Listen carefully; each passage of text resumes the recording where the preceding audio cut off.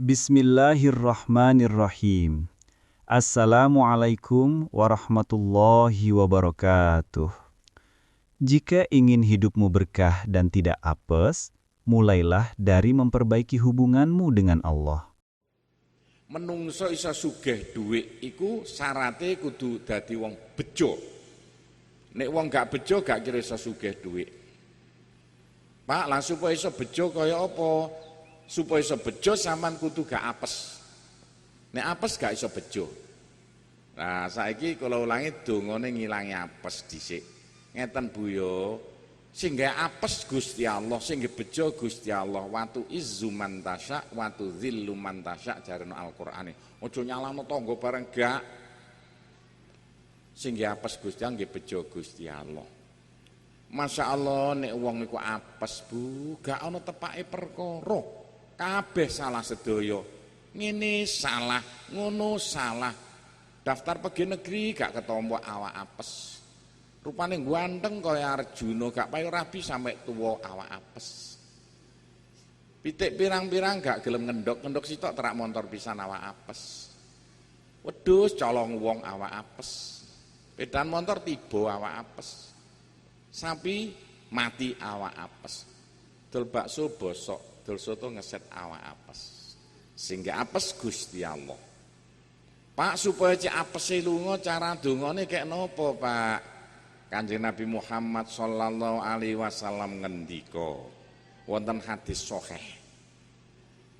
Sakpira akeh apese menungso, asal menungso gelem ndonga lantaran maca subhanallah wa bihamdihi subhanallah wa bihamdihi ping 100. Sakpira akeh apese menungso senajan lir kadya sakake banyu segara lebur tumpur telas babar belas Kanjeng Nabi lho sing ngendika.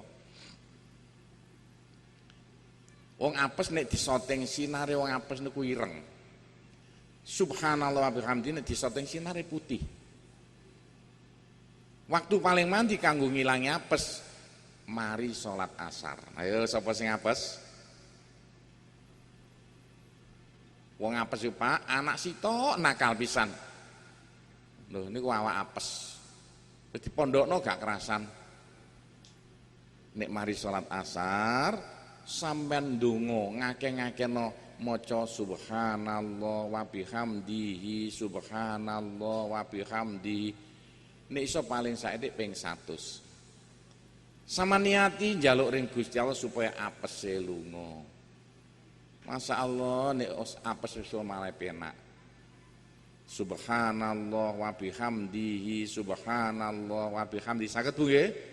Mosok ngono gak iso cah gampang. Kula ning ulang sing gampang-gampang. Ini dawuh Kanjeng Nabi lho. Waktu paling mandi mari salat asar. Wis sing apes diwaca aja leren-leren mari salat asar, kok sinare putih nggih.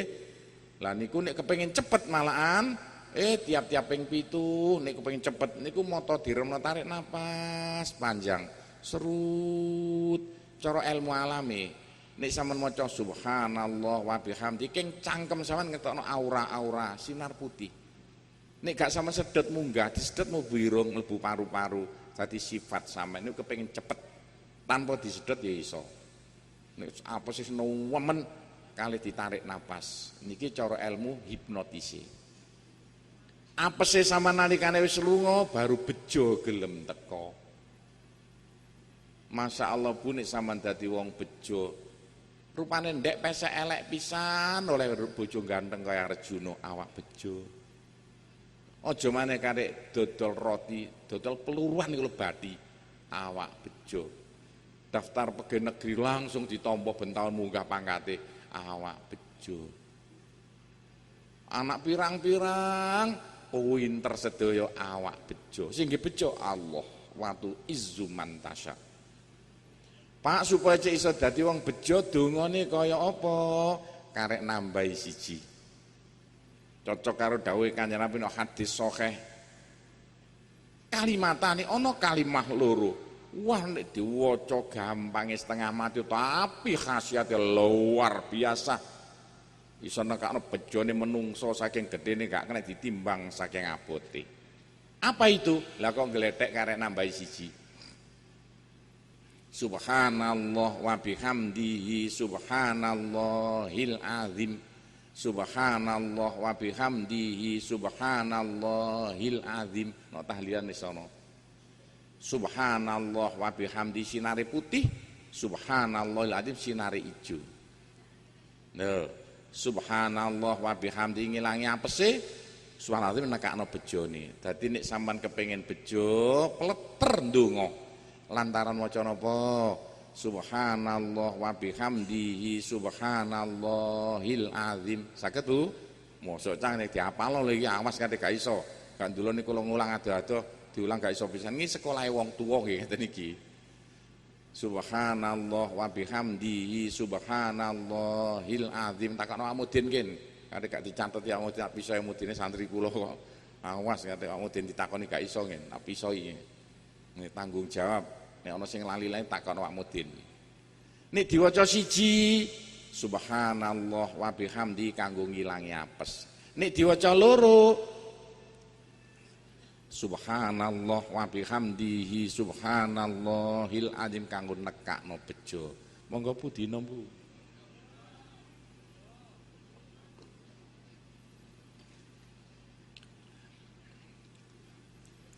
Pun Bu dieling-eling. Waktu paling mandi mari salat maghrib. Nek sing mandi liyane ya kenek. Siji kalau ngilangi apes paling mandi mari salat asar. Tapi nek nekakno bejo paling mandi mari salat maghrib. Pun nek sampean wis bejo baru duwe gelem mara. Nek sampean apes duweke dicolong tangga iki arane awak apes. Pak, lah supaya iso sugih dhuwit carane dongane kaya apa? Kanjeng Nabi Muhammad sallallahu alaihi wasallam ngendika, ngeten cara Jawane. Niku ceritane ngeten. Sijining dina Kanjeng Nabi mari ngulang ngaji lajeng jandoman kalih sahabate. Lah kok enten sahabat sing teka kari. Katoke susah setengah mati gak wani marek Kanjeng Nabi lungguh pas pinggir nguri. Kanjeng Nabi roh koncone susah diparani. Dilus-lus gegere terus ditakoni, "Kang lapo kok susah?" Ayo katoke susah, "Lha opo?" Pisahe bojone tano omahe, "Mboten Kanjeng Nabi." "Lha napa?" "Sakjane kula sungkan badhe cerita dhateng panjenengan, gak cerita kadung konangan." "Oh napa-napa mbok ya critakno." Kanjeng Nabi, kula niku urip nang alam donya sepisan mau lho Kanjeng Nabi, kok kere mangan pacik. Mboten gadah napa-napa. Sedina mangan 7 dina mboten gadah napa-napa, omah mboten gadah, bojo keleleran mboten iso ngingoni, anak pirang-pirang mboten iso biayai.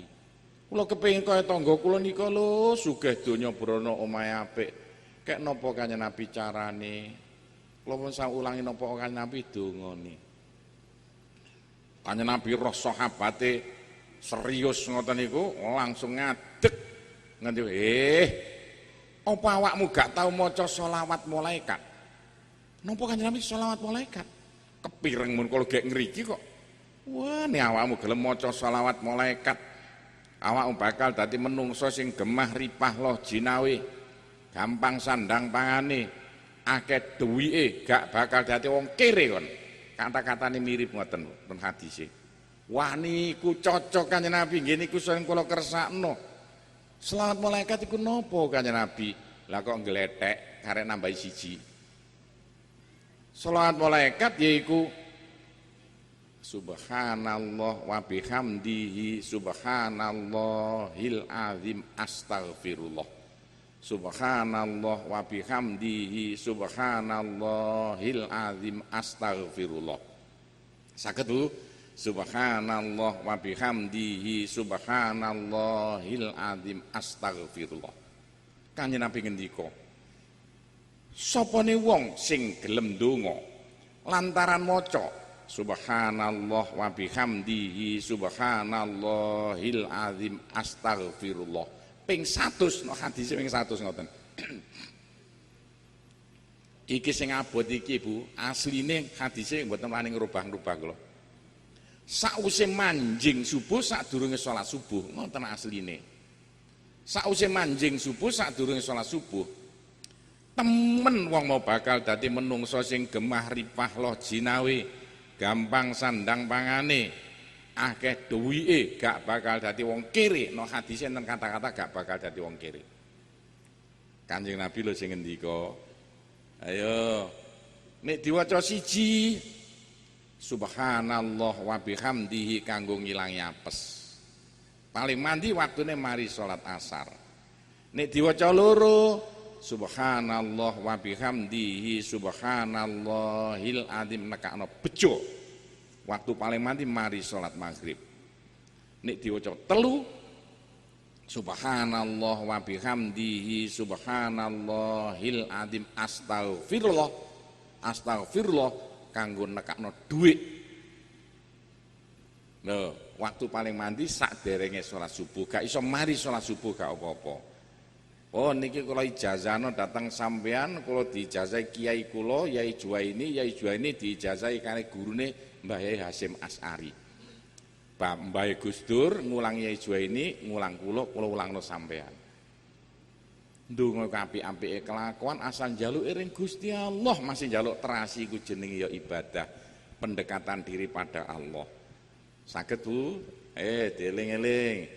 Nek diwaca siji subhanallah wa bihamdihi kanggo ngilangi apes. Nek diwaca loro subhanallah wa bihamdihi subhanallahil azim kanggo nekakno bejo. Paling mandi mari salat maghrib. Nek diwaca telu subhanallah wa bihamdihi subhanallahil azim astaghfirullah nekakno dhuwit. Paling mandi sadurunge salat subuh, nek iso gak iso mari salat subuh. Lho niki lho Bu. Kenapa niku wau sing paling penak ya Pak apa ana Qur'ane Qur'an lho niki gak Qur'an gak wani kula ngomong. Qur'ane kek napa Gusti Allah ngendika Istaghfiru rabbakum innahu kana ghaffara yursilis samaa alaikum midrara wa yumdidukum bi amwali wa banin wa yaj'al lakum jannati wa yaj'al lakum anhara. Cara Jawane ngeten.